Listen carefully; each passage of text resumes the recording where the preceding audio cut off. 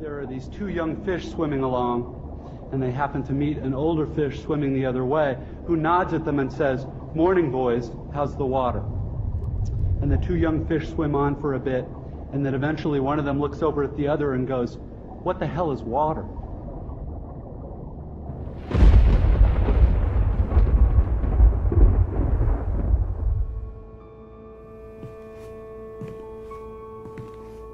Most people suffer from arrested development. They stop developing themselves, they stop growing, they stop reaching, and they literally settle in and accept life as it comes at them. But if you're worried that I plan to present myself here as the wise older fish explaining what water is to you younger fish, please don't be. I am not the wise old fish. The point of the fish story is merely that the most obvious, important realities are often the ones that are hardest to see and talk about. The last thing that we want to do in life is become subject to the roles we place ourselves in. You know, we're all so much, everyone in the world is bigger than the role that they think they need to play. You're not just a dad, you're not just a banker, you're not just a brother or a son or a convict. It doesn't matter. Like, everyone is bigger, much bigger, infinitely bigger than the roles they place themselves in, and is capable of reaching potential greater than anything they could imagine. I think that, you know, everyone in the world is capable of living outside the role or beyond the roles that they place themselves in, no matter what it is. We think we have a ceiling when it comes to our potential, and the truth is that there is no ceiling. Just fit in with everybody else, dress like them, walk like them, act like them, eat like them, go where they go, think like they think, do what they do. And once you've neutralized your uniqueness, you don't need courage. It takes courage to be different. It takes courage to go where you've never gone before, to get you outside of the bar. It takes courage to be successful. It takes courage to win. People don't talk about people that don't win. If you win, they're going to talk about you. Do you have the courage to stand there though the storms keep raging and the people get to talking, and you stand there and say, "I've come too far to turn around"? But the fact is that in the day-to-day trenches of adult existence, banal platitudes can have a life or death importance. Or so I wish to suggest to you on this dry and lovely morning.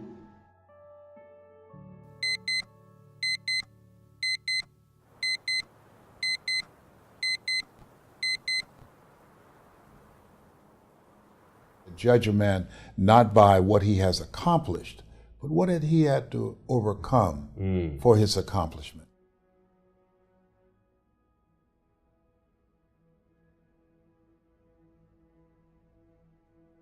You get to consciously decide what has meaning and what doesn't. You get to decide what to worship.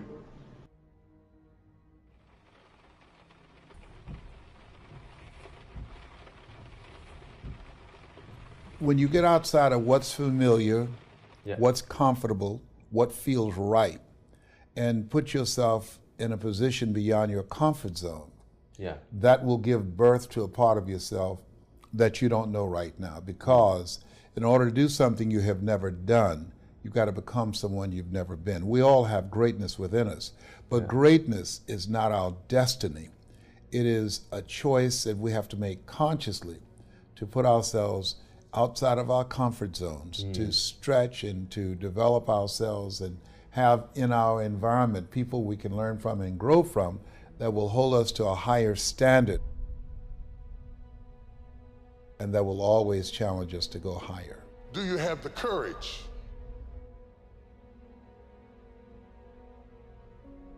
Do you have the courage to act outwardly on what you see inwardly? Or will you die a dreamer? Will you die on the verge and on the edge and in the land of coulda, woulda, and shoulda? It's the automatic way that I experience the boring, frustrating, crowded parts of adult life when I'm operating on the automatic, unconscious belief that I am the center of the world and that my immediate needs and feelings are what should determine the world's priorities. How many of us, I wonder, can recall that childhood moment when we experienced happiness as a state of being, that single moment of untarnished joy, that moment when everything in our world, inside and out, was all right.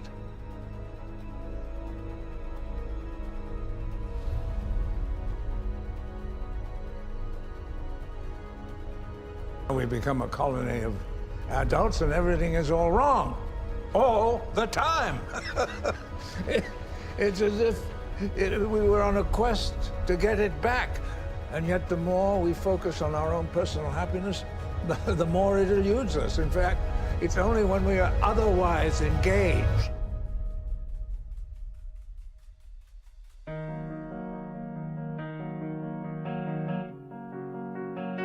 Oh no.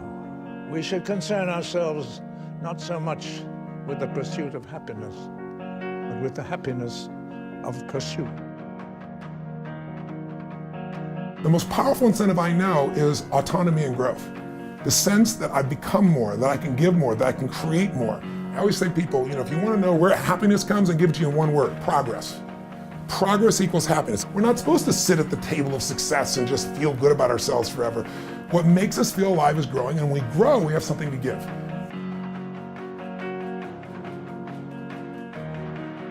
I feel fear about this, and therefore I shouldn't do it. It's normal to feel fear. See, if you're sitting on what you have, what you've been given, I think everybody's been given something to bring to the planet. Part of the process is seeing yourself, being worthy, being capable, having what you need to make you a worthwhile person. And that you deserve to be listened to, or you deserve to have that dream and that passion and whatever it is that you see and envision there. You've got to see it in your mind's eye and know that you've got what it takes. I must see in my mind's eye, see myself confronting my fears, handling my fears. I'm more than able.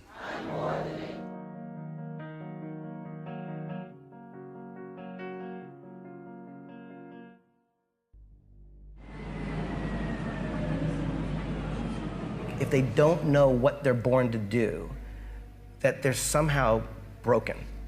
And I think that it needs to be looked at differently, which is that it means if you don't know that thing, it means that every door is the possibility.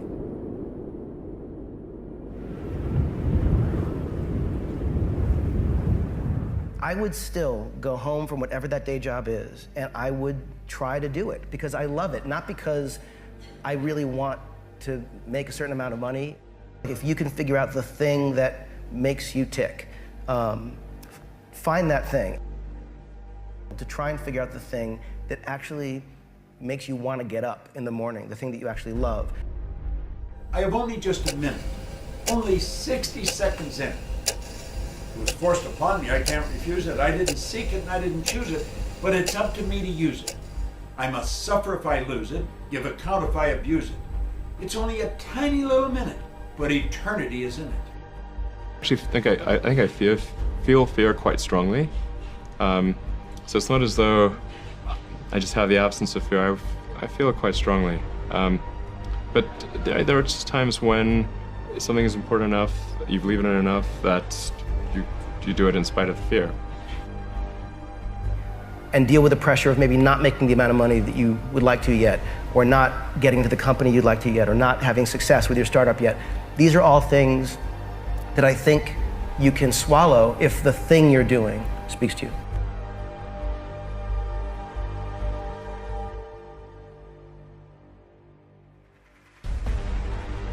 And if you don't do that, if you're not filling in your life with your life work or your mission, then there are gaps in your life. And what we do when we're not living out our true identity, we begin to fill the gaps. We fill the holes with garbage. If you're not getting rid of fear, then use fear. Use fear or it uses you. It's that simple. So you got to say, okay, what's the price if I just stay doing this? What's the price? Turn fear on itself. Notice what I said, that we must give our permission to fear to immobilize us. Because whatever discomfort you experience, whatever challenges or difficulty that it is, you got to handle it.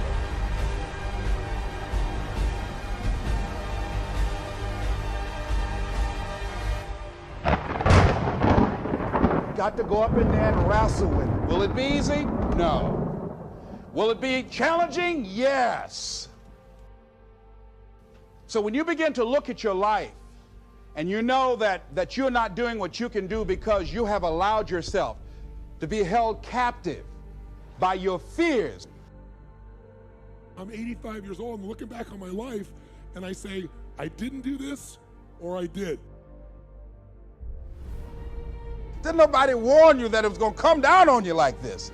That's called life. One of the things you find out that when you face your fears, it's not as bad as you think it is. But that's just what you must go through in order to get where you want to go. And guess what? You are strong enough to do it. You're strong enough, and your life is worth whatever you have to go through. So deciding as you look at your life, as you look into the future and say, what fears am I holding on to? It takes courage to be exceptional. It takes courage to be wise. It takes courage to be rich. It takes courage to be educated. It takes courage to be knowledgeable. It takes courage to be successful. It is far easier not to be successful. Misery will always have company. Success breeds contempt. If you don't want to make waves, be mediocre. Be normal and fit in. Whatever you have to do, this dream you got, whatever you want to do, will it be easy to just run out there and do it? No. Will it happen overnight? No. Will it be a struggle? Yes. Will there be times when you can't make ends meet? Yes, that's a part of it. Will there be times you won't know what to do? Yes, that's a part of it. Will you have some opposition? Will things go wrong sometimes?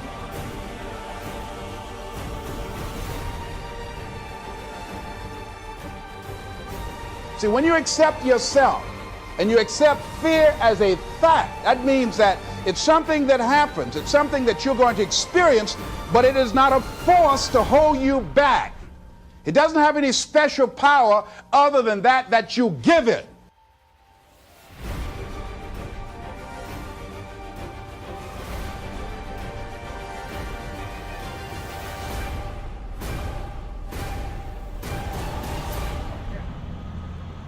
Now, when you don't have a true appreciation and acceptance for who you are, and you allow yourself to be immobilized by fear, what happens in the process is that you begin to abuse yourself.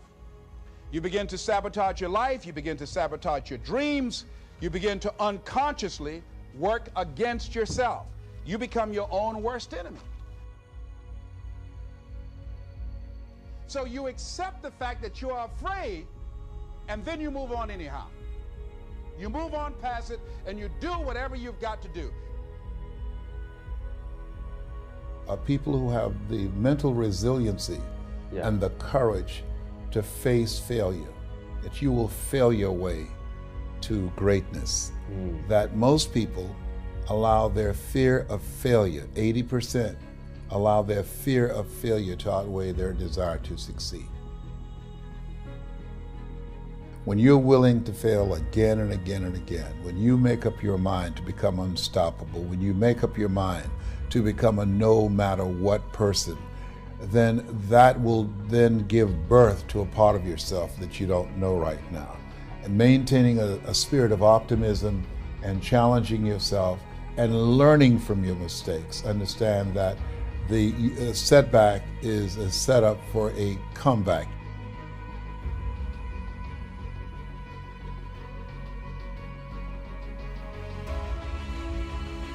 I focus on what is it I want to accomplish, and I see myself achieving the victory.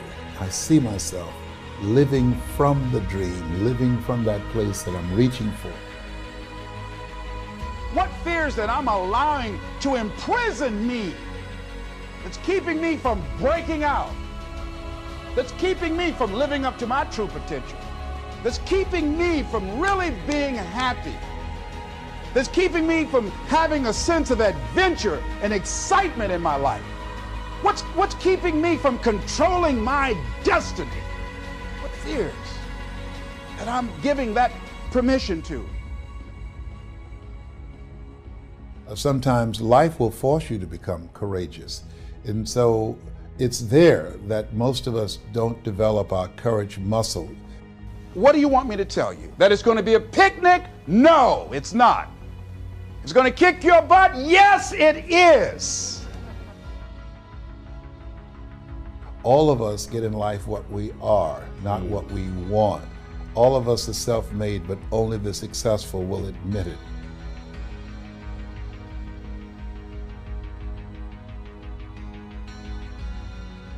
Imagination is the preview of what's to come.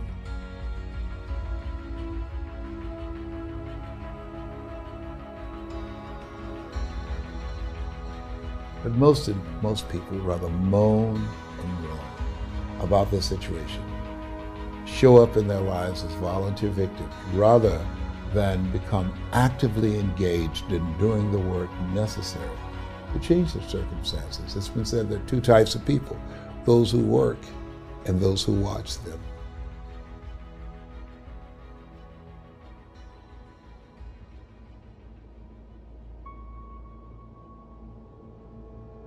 Are you going to give this the power to take advantage of you? Are you going to turn yourself over to this?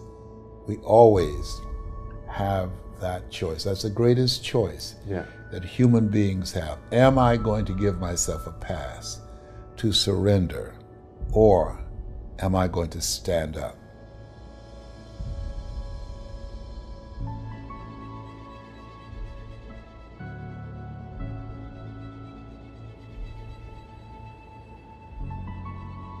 Two types of people: those who work and those who watch them.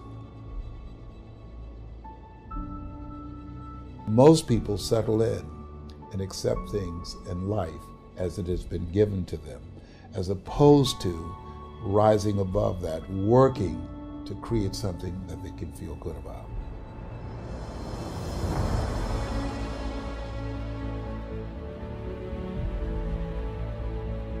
Why are you here? What's your reason for being? Why do you get up in the morning? Most people don't have a clue. Pay the bills, keep a roof over your head. I think we have to reflect on, who am I? Why am I here? What drives me? If I died today, what 3 words would I want said about me if I died today? You know, what is it that defines me? You know, and how do I define myself? Most people allow their circumstances to define them, as opposed to defining themselves and how they're going to show up in life.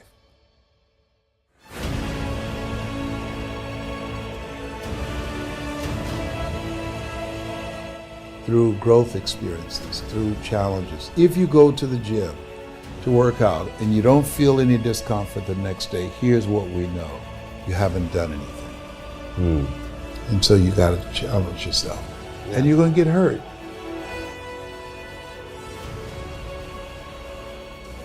And one of the things I emphasize, that changing is not easy. That changing your life, changing habits, reinventing yourself, picking yourself up after life has knocked you flat on your back.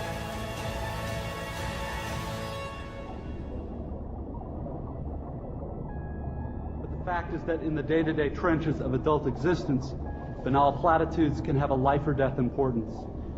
Or so I wish to suggest to you on this dry and lovely morning.